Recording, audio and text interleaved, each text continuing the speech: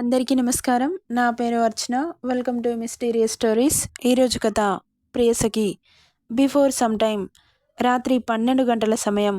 Harshit mobile ఒకటే పనిగా మోగుతోంది. ఇక చిన్నగా మెలకువ వచ్చిన హర్షిత్ మొబైల్ చేతిలోకి తీసుకొని లిఫ్ట్ చేశాడు. హలో అన్నాడు. సార్, నేను ప్రియని. నన్ను కాపాడండి. ఇంటికి వెళ్ళే దారిలో ఎవరో రౌడీలు వచ్చి నన్ను కిడ్నాప్ చేశారు. ప్లీజ్ నన్ను కాపాడండి అంటుంటే, అవునా, ఆరుష్కి కాల్ చేశావా? చేశాను సార్, లిఫ్ట్ చేయట్లేదు అనింది ప్రియా. బాబుకి కోపం పీక్సుకుపోయింది. ఇక ఓకే, ఐ విల్ కమ్ అంటూ కాల్ కట్ చేసి ఈ విల్ స్మైల్ ఇస్తూ, చేపా త్వరగానే గాలానికి చిక్కిందే అనుకుంటూ బెడ్ మీద పడుకున్న ఆరుని చూసి, సారీ బేబీ అని ఆమెకు నిండుగా దిప్పటి కప్పి సెక్యూరిటీ అలర్ట్ చేసి డ్రెస్ వేసుకొని టేబుల్ డ్రాలో గన్ తీసుకొని అక్కడి నుండి బయలుదేరాడు. వెళుతూ వెనక్కి తిరిగి ఆరు దగ్గరికొచ్చి నుదుటి మీద ముద్దు పెట్టి ల్యాంప్ టేబుల్పై ఉన్న వాచ్ తీసి చేతికి పెట్టుకొని అక్కడి నుండి బయలుదేరాడు. మళ్ళీ మొబైల్ రింగ్ అయింది. బ్లూటూత్ ఆన్ చేసి, చెప్పండి డాడ్, ఈ టైంలో కాల్ చేశారేంటి? ఆరుష్ ఇంకా ఇంటికి రాలేదు. నిత్య కంగారు పడుతోంది. మీరేం టెన్షన్ పడకండి డాడ్, వాడు సేఫ్గానే ఉన్నాడు, తీసుకురావడానికి వెళ్తున్నాను అంటూ చేతికున్న వాచ్ చూశాడు. నొసలు చిట్లిస్తూ అక్కడి నుండి కార్ని బాంబే రోడ్ల మీద పరుగులు పెట్టించాడు. అతడి వేగానికి 20 నిమిషాల్లో ప్రియా చెప్పిన లొకేషన్కి చేరుకున్నాడు. అక్కడంతా చాలా నిర్మానుష్యంగా ఉంది. కనీసం స్ట్రీట్ లైట్స్ కూడా లేవు. చాలా చీకటిగా ఉంది. కార్ లైట్స్ ఆన్ చేసి ముందుకెళ్తున్నాడు. అక్కడంతా ఖాళీగా ఉంది. ఏం కనబడట్లేదు. ఇంకాస్త ముందుకెళ్ళాడు. 200 మీటర్ల దూరంలో ఒక పెద్ద బిల్డింగ్ కనబడింది. కార్ని ఫాస్ట్గా తీసుకెళ్లి బిల్డింగ్ ముందాపాడు. అది 5 అంతస్తుల బిల్డింగ్. కార్ డోర్ని విసురుగా కాలితో తన్ని దిగి లోపలికెళ్ళాడు. ఒక్కో ఫ్లోర్ వెతుకుతున్నాడు. బిల్డింగ్ కూడా చాలా చీకటిగా ఉంది. కోపంతో పిడికిలి బిగిసింది. మొబైల్ ఫ్లాష్ ఆన్ చేసి చూస్తున్నాడు. ఎక్కడా ఎవరూ కనబడలేదు. కనీసం ఎవరి వాయిస్ కూడా వినపడలేదు. రాత్రి 10 గంటల సమయంలో ఎప్పుడు ఎర్లీగానే ఇంటికి వెళ్ళే ప్రియా ఆ రోజు వర్క్ ఉందంటూ ఆఫీస్లోనే టైంపాస్ చేస్తూ ఉంది. ఆరుష్ ఆమె ప్రవర్తనని గమనిస్తూనే ఉన్నాడు. ఏం చేస్తుందా అని. తను కూడా వెళ్ళమనలేదు. ఆఫీస్ స్టాఫ్ అంతా ఆల్రెడీ ఇంటికెళ్ళిపోయారు.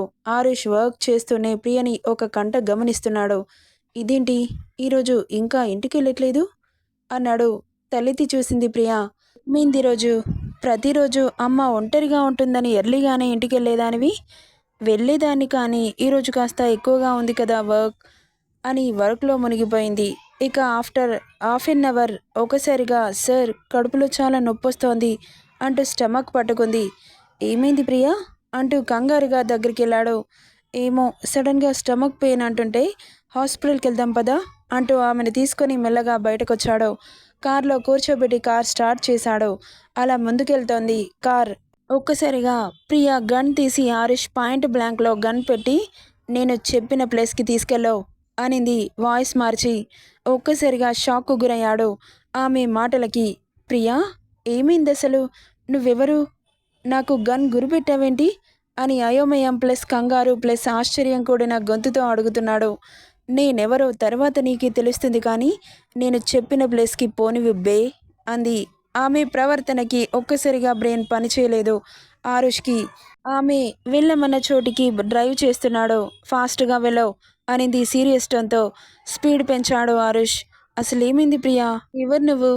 నువ్వు అలా మాట్లాడుతుంటే నాకు చాలా బాధేస్తోంది ప్రియా. ప్లీజ్, నువ్వు నన్ను ఆట పట్టిస్తున్నావు కదా, నిజం చెప్పు. నువ్వు ఇలా సీరియస్గా ఉంటే నేను చూడలేను అంటుంటే, చెల్బే, నిన్నెందుకు ఆట పట్టిస్తాన్రా? నువ్వేమైనా నా అత్త కొడుకువా? నోరు మూసుకొని డ్రైవ్ చేయి బే. నోరు తెరిచావంటే కార్లో నుండి తన్ని పడేస్తా అంటుంటే, ఆమె అలా మాట్లాడుతుంటే చాలా బాధేస్తోంది అతనికి. ఇక ఆమె ఎటు వెళ్ళమంటే అటు తీసుకెళ్తున్నాడు. ఆమె తీసుకెళ్ళమన్న ప్లేస్ రాగానే కార్ ఆపి అతన్ని లోపలికి తీసుకెళ్ళింది ప్రియా. అసలేమైంది ప్రియా? ఎందుకు ఇలా బిహేవ్ చేస్తున్నావు అంటూ అడుగుతున్నాడు ఆరుష్. అతను అలా అడుగుతుంటే, నువ్వేంట్రా ఇంత ఇన్నోసెంట్లా ఉన్నావు? నేను ఇంత చేసిన తర్వాత కూడా నన్ను నమ్మట్లేదంటే ఇక లాభం లేదు. నిన్ను డెఫినెట్గా చంపేయాలి అంటూ ఒక డార్క్ రూమ్కి తీసుకెళ్ళి చైర్లోకి తోసి పడేసి చైర్కి కట్టిపడేసింది. లైట్స్ ఆన్ అయ్యాయి. ఎదురుగా ఉన్న మనుషులను చూసి ఒక్కసారిగా షాక్ అయ్యాడు. పాప లోపల బ్లాక్ కలర్ చిన్న టీషర్ట్, దాని మీద chocolate colour leather jacket, black జీన్స్లో పిచ్చ హాట్గా ఉంది ప్రియ. ఆమెను చూస్తున్న హరీష్ పాప అందానికి మైమరిచిపోయాడు. ఒరేయ్, ఈ సిచ్యువేషన్లో పోరీలని చూసి సొల్లు కార్చడం అవసరమంటావా? చుట్టూ పాప మనుషులు 10 మంది చేరారు. ఆరుష్ చైర్ మీద కాలు పెట్టి హర్షిత్కి కాల్ చేసి నన్ను కిడ్నాప్ చేశారని చెప్పడం, బాబుకి యాంగర్ పీక్స్కి పోవడం రెండు ఒకేసారి జరిగాయి. ఏంట్రా, నీకు నేను జోక్ చేసేదానిలా కనబడుతున్నానా? నన్ను ఇలా చూసిన తర్వాత కూడా నీకు నమ్మబుద్ధి అవ్వట్లేదా? అంటూ ఆరుష్ బుగ్గలు వత్తిపట్టి ముందుకు తెచ్చుకొని, ఏరా నన్ను లవ్ చేస్తున్నావా అనింది ఒక హైబ్రో పైకంటూ. ఇప్పుడు చెప్పు, నన్ను నిజంగా లవ్ చేస్తున్నావా అంటూ అతడి ముందుకు వంగి అడుగుతుంటే ఆరుష్ కన్నింగ్ స్మైల్ ఇస్తున్నాడు. అలా ఇవ్వగానే ఒక్కసారిగా పాప షాక్ కొట్టినట్లు చూస్తూ ఉంది. రై, ఎందుకు నవ్వుతున్నావురా? నన్ను చూస్తుంటే భయం అనిపించట్లేదా? నా స్టైల్ ట్రీట్మెంట్ స్టార్ట్ చేయమంటావా అంటూ ఆమె దగ్గరగా ఉన్న మనుషులకి సైగ చేయగానే ఆరుష్ చుట్టుముట్టారు. నిన్ను చంపేసి నీ బావకు పార్సల్ పంపిస్తా, ఏమంటావ్ అంటుంటే, నిన్ను కూడా చంపేసి మీ అన్నగాడికి కొరియర్ చేస్తా, నువ్వేమంటావ్ అంటున్న మాటలు వెనక నుండి వినబడుతుంటే ఒక్కసారిగా అందరూ తల తిప్పి చూశారు. ఆల్రెడీ ఒక 100 మంది దాకా మనుషుల బాక్స్లు బద్దలు కొట్టి పైకొచ్చాడు హర్షిత్. బాబుని తక్కువ అంచనా వేసింది పాప. నెక్స్ట్ సెకండ్లో గన్స్ పట్టుకొని హర్షిత్ చుట్టుముట్టారు. ఈవిల్ స్మైల్ ఇస్తూ ఒక్కొక్కడి చేతులు పట్టి వాడి గన్ లాగి అన్ననే కాల్చుతుంటే పక్కన ఉన్న వాళ్ళు ఫైర్ చేశారు ఆరుష్ మీదకి. బాబు ఊరుకుంటాడా? ఒక్కొక్కడిని కుక్కను కాల్చినట్టు కాల్చి పక్కన పడేసి ఆరుష్ దగ్గరికి వెళ్తుంటే అతడి పాయింట్ బ్లాంక్లో గన్ పెట్టి, ఏరా అన్నయ్య, హీరోలాగా తెగ బిల్డప్ ఇస్తున్నావు, నీ ఫ్యామిలీ ఏ సిచ్యువేషన్లో ఉంది చూపెట్టమంటావా అంటూ ఆమె మొబైల్ ఓపెన్ చేసి అతనికి చూపిస్తుంటే అందులో వీడియో ఏం కనబడట్లేదు. ఈవిల్ స్మైల్ ఇచ్చాడు హర్షిత్. షాక్ అయింది ఒక్కసారిగా. నెక్స్ట్ మినిట్లో పాప హర్షిత్ చేతిలో చిక్కింది. నీకు అన్నయ్య అంటే చంపి పొడుస్తా, ఇంకొకసారి అన్నయ్య అంటూ వరుసలు కలిపితే, ఏంటి మమ్మల్ని చంపడానికి వచ్చావా? నువ్వు ఇండియాలో అడుగు పెట్టిన రోజే నాకు తెలుసు, నీ ప్రతి మూమెంట్ నాకు తెలుసు, ఎక్కడికి వెళ్తున్నావు, ఎలా వెళ్తున్నావని. నీకు ఆ జాబ్ ఇవ్వమని చెప్పింది కూడా నేనే అంటున్న హర్షిత్ మాటలకి ఒక్కసారిగా షాక్ అయింది ప్రియ. నీ పేరు ప్రియ కాదు, మ్యాగీ అని కూడా తెలుసు. మీ అన్నగాడు నిన్ను మా మీదకి ఎరగా వదిలాడని కూడా తెలుసు. అంత బాగానే మేనేజ్ చేశాడు, కానీ నీ పోలికలను మాత్రం కవర్ చేయలేకపోయాడు. రేయ్, నా ఫ్యామిలీని నడి రోడ్డు మీద పడేసిన నీ ఫ్యామిలీ బ్రతికి ఉంటారని అనుకుంటున్నావా అంటున్న ప్రియాని అలియాస్ మ్యాగీని కన్నింగ్ స్మైల్తో చూస్తూ, ఏంటి నువ్వు నా చెల్లి అనుకుంటున్నావా? రారా పోరా అంటున్నావు అంటుంటే, అస్సలు అనుకోవట్లేదు, మీరు నాకు శత్రువు కొడుకులు, నిన్ను అన్న అని ఎలా పిలుస్తాననుకుంటున్నావు? చచ్చినా పిలవను. నీ పిలుపు ఎవడికి కావాలి, కానీ నీ అన్నకు ఫోన్ చెయ్యి అని పాప పాయింట్ బ్లాంక్లో గన్ పెట్టి అన్నాడు. చేయను, అస్సలు చేయను. మిమ్మల్ని చంపే వస్తానని నా అన్నకి మాటిచ్చాను. మిమ్మల్ని చంపే వరకు నా అన్నతో మాట్లాడను అని మాటిచ్చాను. అవునా? ఇంకేం వాగ్దానాలు చేసి వచ్చావో అంటూ ఆరుష్కి సైగ చేశాడు హర్షిత్. చైర్లో నుండి లేచి ఆమె దగ్గరగా వచ్చి పాయింట్ పాకెట్లో చేయి పెట్టి మొబైల్ బయటకు తీశాడు. ముట్టుకుంటే చంపేస్తా. ఏంటి పాప, ముద్దు పెట్టినప్పుడు చంపేయలేదే అన్నాడు బుగ్గలు వత్తి అతడి ముందుకు తెచ్చుకొని. మిమ్మల్ని చంపడానికి ఏం చేయడానికైనా సిద్ధంగా ఉన్నాను కాబట్టి నీకు ముద్దు పెట్టాను. అయితే ఈరోజు రాత్రి నాతో పడుకో, తర్వాత నన్ను చంపేసి అన్నాడు ఆరుష్ కళ్ళెగరేస్తూ. రేయ్, ఎక్కువ మాట్లాడితే నిన్ను ముక్కలు ముక్కలుగా నరుకుతా అంటున్న లాస్ట్ వర్డ్ బయటికి రాలేదు. హర్షిత్ ఈవిల్ స్మైల్తో బయటికి వెళ్ళిపోయాడు. గింజుకుంటోంది ప్రియా, అయినా వదల్లేదు ఆరుష్. కోపాన్ని మొద్దు మీద చూపిస్తున్నాడు. ఆమెను ప్లాన్ ప్రకారం లవ్లో పడేశాడు, కానీ ఆ ప్రాసెస్లో ఆరుష్ మ్యాగీతో లవ్లో పడిపోయాడు. ఈ ముద్దుని విలన్ బాబుకి లైవ్ పెట్టాడు హర్షిత్. చూస్తున్న వాడి కళ్ళు నిప్పు కనికల్లా మారాయి. కోపంతో బగబగా మండిపోతోంది వాడికి. రేయ్, చంపేస్తా, ఒక్కడిని కూడా బ్రతకనివ్వను అని కన్నింగ్ స్మైల్ ఇస్తూ, ఒకసారి నీ మొబైల్కి వీడియో వచ్చింది చూసుకో అంటుంటే ఓపెన్ చేశాడు హర్షిత్. అక్కడున్న సెక్యూరిటీని చంపేసి ఆరు మూతి మీద కర్చీఫ్ పెట్టి స్పృహ తప్పేలా చేశారు. ఆమెను ఎత్తి కారులో వేసి ఎక్కడికో తీసుకెళ్తున్నారు. నా జాన్ని నువ్వేం పీకలేవు, కానీ ఫాల్తు వీడియోలు పెట్టి నా టైం వేస్ట్ చెయ్యకు బే అని కాల్ కట్ చేశాడు హర్షిత్. ప్రియని చైర్లో పడేసి తాడుతో కట్టాడు ఆరుష్. ఏంటి, నువ్వు నన్ను లవ్ చేయలేదా అన్నాడు ఆమె కళ్ళలోకి చూస్తూ. లేదు అనింది. నిజం చెప్పవే, ఎందుకు అబద్ధలాడతావు? నీకు అబద్ధం చెప్పాల్సిన అవసరం నాకు లేదు అంటూ తల తిప్పేసింది. అయితే నా కళ్ళలోకి చూడు అన్నాడు ఆరుష్. చూడను అంటూ తల తిప్పేసింది ప్రియ. తిప్పిన తలని అతని వైపుకు తిప్పుకొని, అయితే నన్ను లవ్ చేస్తున్నావన్నమాట, అందుకే నా కళ్ళలోకి చూడలేకపోతున్నావు అంటుంటే, రై నిన్ను నేను లవ్ చేయడమేంటి, అస్సలు చేయట్లేదు. నా పగ తీరడం కోసం మాత్రమే ఇక్కడికి వచ్చాను. నిన్ను లవ్లో పడేలా చేసుకున్నాను అంటుంటే, అచ్చా నిన్నే పడేశానే, నాకు తెలుసు నువ్వు నన్ను లవ్ చేస్తున్నావని. అయితే నన్ను చంపేసే అంటూ గన్ తీసి ఆమె చేతిలో పెట్టి చంపేయి అన్నాడు. నాకు నీ మీద కోపం కాదు, హర్షవర్ధన్ రెడ్డి ఫ్యామిలీ అంటే పగ, నువ్విందులో ఇన్వాల్వ్ అవ్వకు అంటుంటే, మరి నన్ను చంపేసి మా బావకి పార్సెల్ పంపిస్తా అన్నావు, అప్పుడంటే నిన్ను భయపెట్టించాలని అలా అన్నాను. హో అవునా, అయితే నిజం చేసే మరి. రేయ్ ఎక్కువ చేయకు, ఇక్కడ నుండి వెళ్ళు అంటుంటే, నో బేబీ, నిన్ను వదిలి వెళ్ళాలనిపించట్లేదే, ఎంత క్యూట్గా ఉన్నావో తెలుసా అంటూ బుగ్గలాగుతుంటే, హే ఛీ అని అతడి చేతిని విసిరి కొట్టింది. ఎందుకు పాప అంత కోపం అంటుంటే ఆవేశంగా చూస్తూ ఉంది. కోపంగా ఉంటే భలే ముద్దొస్తున్నావే, ఈ కోపాన్ని ఇలాగే మెయింటైన్ చేయి అంటూ పాప బుగ్గ మీద ముద్దు పెట్టి డోర్ లాక్ చేసి బాయ్ బేబీ అని చెప్పి వెళ్ళిపోయాడు ఆరుష్. వెళ్ళాడు కానీ మనసంతా ప్రియా మీదే ఉంది అతనికి. ఇక్కడ ఆరుకి మత్తుమందిచ్చి కిడ్నాప్ చేసి తీసుకెళ్తున్నారు. కారు వర్సవా బీచ్కి చేరుకుంది. ఆరుని షిప్ ఎక్కిస్తుండగా 10 ఆరోహి క్రూయిజ్ ఆ షిప్ని చుట్టుముట్టాయి.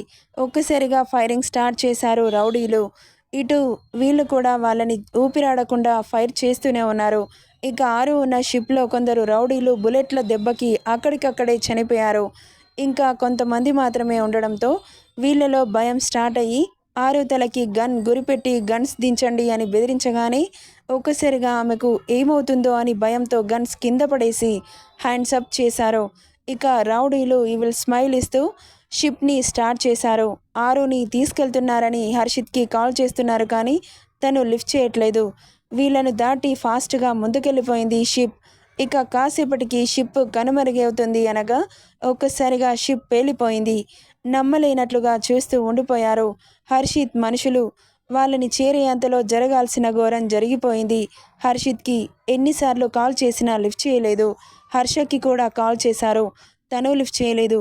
ఇక పేలిపోయిన షిప్ని చేరుకున్నారు.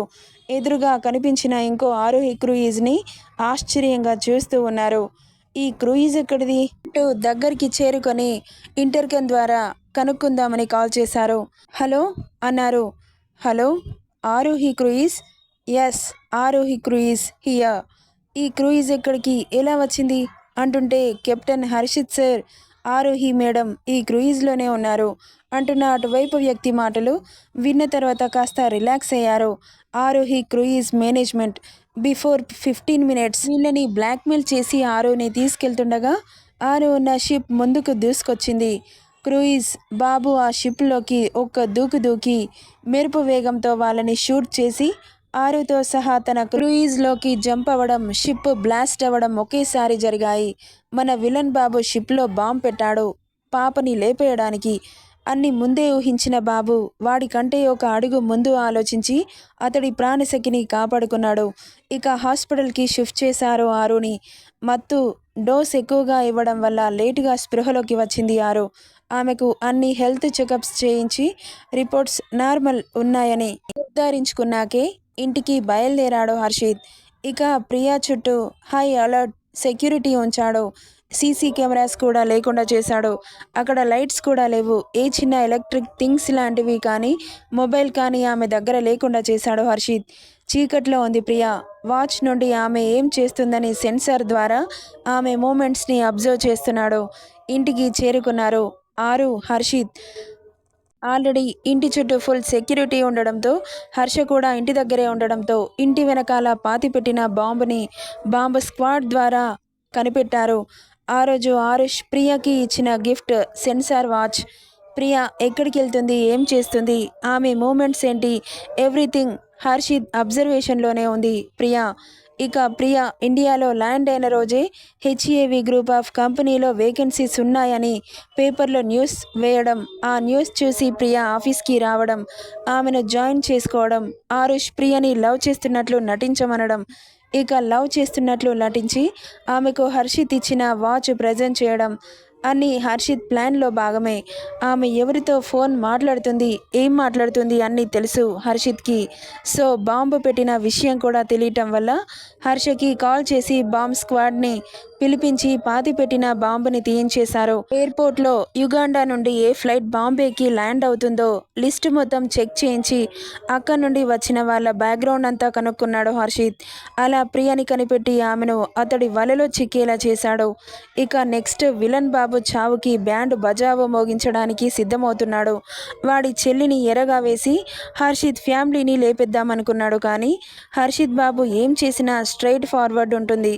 ఇటు హారుష్ మనసు కూడా తెలుసు కాబట్టి మ్యాగీని కాకుండా ప్రియాని గిఫ్ట్గా ఇద్దామనుకుంటున్నాడు. నటించమంటే బాబు జీవించేశాడని అర్థమైంది హర్షిత్కి. అందుకే అతని లవ్ని దక్కేలా చేయాలనుకుంటున్నాడు. ఇక స్పృహలోకి వచ్చిన ఆరు, ఏమైంది సార్, నేనేంటి ఇక్కడున్నాను అంటుంటే, ఏం లేదు ఆరు, కాస్త కళ్ళు తిరిగి పడిపోయావు, నిన్న ఏం తినలేదు కదా, అందుకే హాస్పిటల్కి తీసుకెళ్లాను, చెకప్స్ చేశారు, రిపోర్ట్స్ అన్నీ నార్మల్గానే ఉన్నాయి. ఇల్లు రావడంతో కారాపి ఇంట్లోకి వెళ్లారు. విషయం తెలుసుకున్న అంజు ఆరుకి ఎర్రనీళ్లతో దిష్టి తీసేసింది. నాకేం కాలేదత్తయ్య, కాస్త కళ్ళు తిరిగి పడిపోయానంతే అనింది. ఇక విషయం ఆరుకి తెలియదని అర్థమైంది అంజుకి. తనని ఇంట్లోకి తీసుకుని వెళ్ళింది.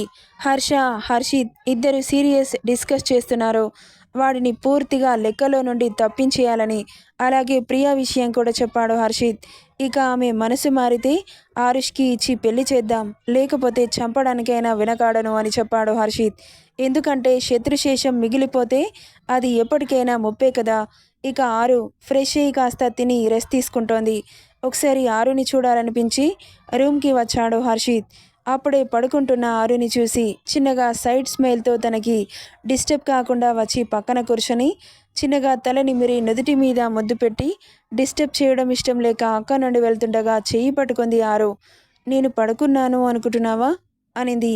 కళ్ళు మూసుకొని చిన్నగా నవ్వాడు. కళ్ళు తెరిచి చూసి, సారీ చిన్న, నిన్ను ఎప్పుడు బాధ పెట్టను అంటుంటే, సారీ దేనికి అంటూ వియర్డ్గా చూశాడు. అదే అవి విషయంలో అంటే అప్పుడు గుర్తొచ్చింది. ఓకే లీవ్ ఇట్, రెస్ట్ తీసుకో, నాకు కాస్త పనుంది, నేను వచ్చేసరికి లేట్ అవ్వచ్చు అంటుంటే, ఎక్కడికి వెళ్తున్నావు, బయటకు వెళ్తున్నాను, కాస్త పనుంది, వచ్చాక చెబుతా అంటుంటే ఇక ఏం అడగలేదు ఆరు. సరే అని తలూపింది. హర్షిత్ అక్క నుండి బాయ్ అని చెప్పి బయలుదేరాడు. ఆరుష్కి కాల్ చేశాడు. బీచ్ దగ్గర నిలబడి ప్రియా జ్ఞాపకాలని గుర్తు చేసుకుంటూ వాటన్నింటినీ ఎలా సమాధి చేయాలా అని ఆలోచిస్తున్నాడు. శాశ్వతంగా మొబైల్ రింగ్ అయిన సౌండ్కి లోకంలోకి వచ్చి లిఫ్ట్ చేసి, చెప్పు బావా, ఎక్కడున్నావురా, బీచ్లో అంటుంటే, అక్కడేం చేస్తున్నావు అంటున్నా, ఏం మాట్లాడలేదు. రేయ్ బాబు, నువ్వు దేవదాసుగా మారడం నాకు ఇష్టం లేదురా. నీ పిల్ల ఎక్కడికి వెళ్ళదు, కానీ నేను చెప్పిన ప్లేస్కి వచ్చేసి నేను చెప్పినట్లు చెయ్యి అంటుంటే హర్షిత్ మాటలు కాస్త మనసుకి ఊరటనిచ్చాయి. మ్యాటర్ని ఫాస్ట్గా క్లోజ్ చేయాలి అనుకుంటున్నాడు హర్షిత్. ఎందుకంటే వాడి అంతు చూడకుండా ఉంటే ఇలా ఏదో ఒక ప్లాన్ వేసి ప్రాబ్లం క్రియేట్ చేస్తూనే ఉంటాడని. వాడికి చెక్ పెట్టేద్దామని అనుకుంటున్నాడు. నెక్స్ట్ పార్ట్లో ఏం జరుగుతుందో చూద్దాం. ఈ స్టోరీ ఎలా ఉందో కామెంట్ చేయండి guys. Thank you for listening.